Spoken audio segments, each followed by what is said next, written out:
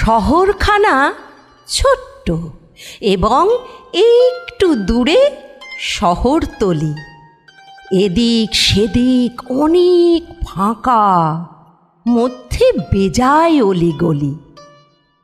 ঘিঞ্জি ছেড়ে বেশ কিছু দূর এগিয়ে গেলে বাঁয়ের দিকে চোখ পড়ে যায় ঝিলের ধারে ঝগড়া করে গাংশালিকে।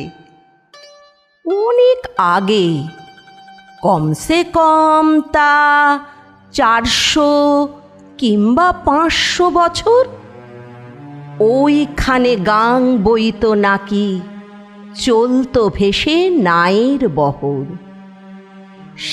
সেখানে ঝিলের ধারে একটা ভিটে লম্বা পানা, বাস করে এক আদ্যি বুড়ি, নাম জানো কি?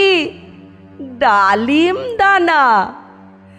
ডালিম দানার কাঁধ বরাবর লম্বা ঝোলে সবুজ ঝুলি, উঠোনে তার পিঠের বাগান, পাটিসাপটা, চন্দ্রপুলি। হঠাৎ না এক পূর্ণিমাতে জ্যোৎস্না যখন মেঘের নায়ে, হাঁটতে হাঁটতে পৌঁছে গেলাম ডালিম দানা বুড়ির গায়ে। তখন বুড়ি পুলির গাছে দিচ্ছিল সার তালের গোলা। পুলির ভেতর ঢুকছে গন্ধ, হরেক পিঠের মুখটি খোলা। তারপরে সে ক্ষীর মনোহর গাছের গোড়ায় এধার ওধার ঢালল পাকা সবরি কলার কয়েক চামচ সাদাটে সার। এমনি করে রসবড়া আর সরু চাকলির গোড়ায় ঢেলে কাঁঠাল চূর্ণ। যেমনি ফেরা অমনি আমায় দেখতে পেলে। মুখ জুড়ে তার চাঁদ নেমেছে, বয়স কত কেউ জানে না। উঠোন জোড়া পিঠের বাগান, বেড়ার কাছে হাঁস নুহে না।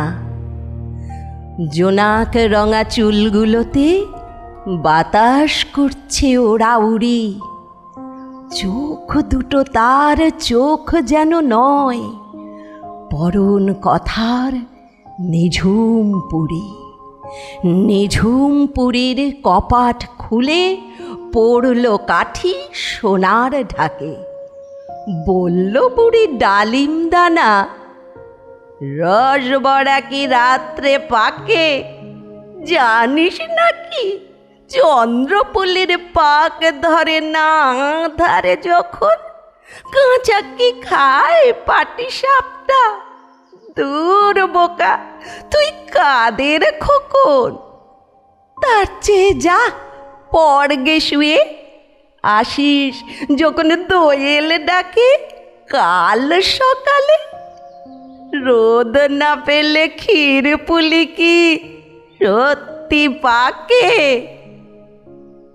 কিন্তু যেমনি সকাল হলো, গেলাম ভুলে তার ঠিকানা। কোথায় বা সেই পিঠের বাগান, কোথায় বুড়ি ডালিম দানা?